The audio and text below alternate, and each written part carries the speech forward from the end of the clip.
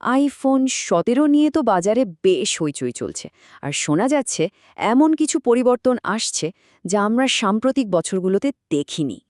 চলুন তাহলে আজকের এই আলোচনায় আমরা একটু গভীরে যাই আর দেখি বিভিন্ন সূত্র অনুযায়ী আইফোন 17 কেন একটা বড়সড় আপগ্রেড হতে চলেছে।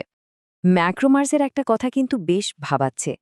সাম্প্রতিক বছরগুলিতে সবচেয়ে তাৎপর্যপূর্ণ বেস মডেল আইফোন আপগ্রেড, মানে বুঝতেই পারছেন প্রত্যাশাটা কিন্তু অনেক উঁচুতে। কিন্তু কথা হচ্ছে, এত সব বড় বড় পরিবর্তন আর একটা নতুন মডেল, এই আপগ্রেডটা কি আসলেই সবার জন্য সঠিক হবে? চলুন এই প্রশ্নেরই উত্তর খোঁজার চেষ্টা করি। তো আগামী কয়েক মিনিটে আমরা কি বিষয় নিয়ে কথা বলবো? প্রথমে দেখব অ্যাপেলের এই বড় পদক্ষেপ, তারপর ডিসপ্লে, ক্যামেরা আর ব্যাটারির খুঁটিনাটি, ভেতরের শক্তি, একেবারে নতুন আইফোন এয়ার, নতুন রঙের অপশন আর সবশেষে আপগ্রেড করার সিদ্ধান্ত নিয়ে আলোচনা করব।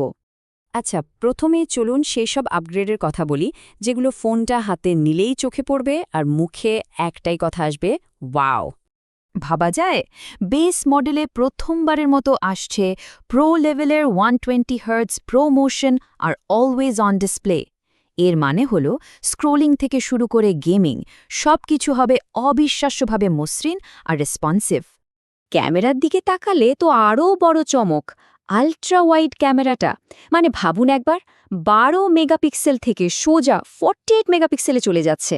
ছবির কোয়ালিটিতে এটা একটা বিশাল লাভ, 4 গুণ বেশি রেজলিউশন। আর ব্যাটারি, এইটাও কিন্তু একটা বিরাট ব্যাপার।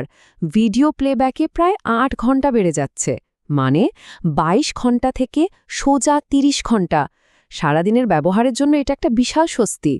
তো বাইরের দিকটা তো গেল, এবার চলুন দেখি ডিভাইসের ভেতরে কি পাওয়ার প্যাক করা হয়েছে, মানে আর চিপ, কানেক্টিভিটি আর স্টোরেজ। আইফোন 17-এর মূলে থাকছে নতুন A19 চিপ। এর 6 কোর সিপিইউ, 5 কোর জিপিইউ আর 16 কোর নিউরাল ইঞ্জিন বেস মডেলটাকেই করে তুলবে অনেক বেশি শক্তিশালী আর এফিশিয়েন্ট। দৈনন্দিন কাজ থেকে শুরু করে হাই এন্ড গেমিং সবেতেই পারফরম্যান্স হবে দারুণ।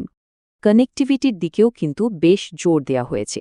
ওয়াইফাই 7, ব্লুটুথ 6.0 আর অ্যাপেলের নিজস্ব NY নেটওয়ার্কিং চিপের সাথে ওয়্যারলেস কানেকশন হবে আগের চেয়ে অনেক দ্রুত আর স্টেবল।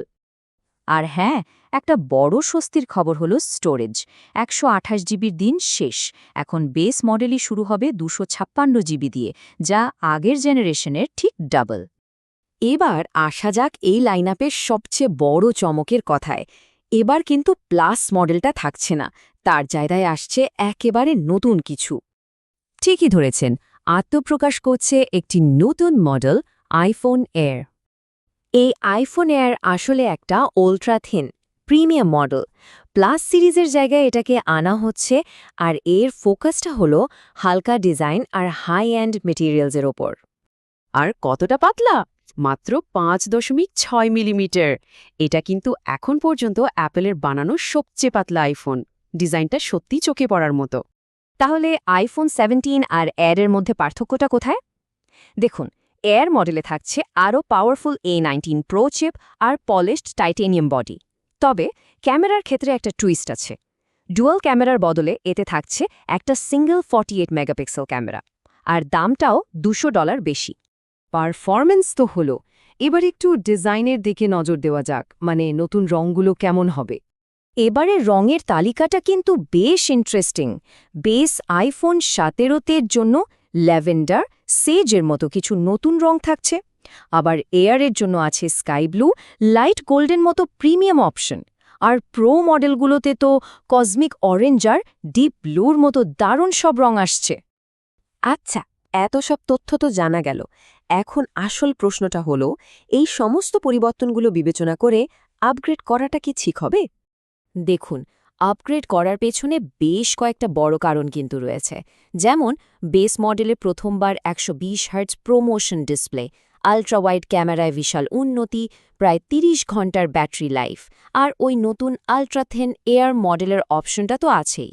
বিশেষ করে যারা আইফোন 14 বা তারও পুরনো মডেল ব্যবহার করছেন, তাদের জন্য এই পরিবর্তনগুলো অনেক বড় মনে হবে। সবশেষে একটা প্রশ্ন কিন্তু থেকেই যায়, প্লাস মডেলকে সরিয়ে এআই নিয়ে আসার পেছনে অ্যাপেলের আসল উদ্দেশ্যটা কি? এটা কি শুধু এই 1 বছরের জন্য একটা পরিবর্তন, নাকি আমরা আইফোন স্ট্র্যাটেজিতে একটা বড় পরিবর্তনের ইঙ্গিত পাচ্ছি? বিষয়টা কিন্তু ভাবার মতো।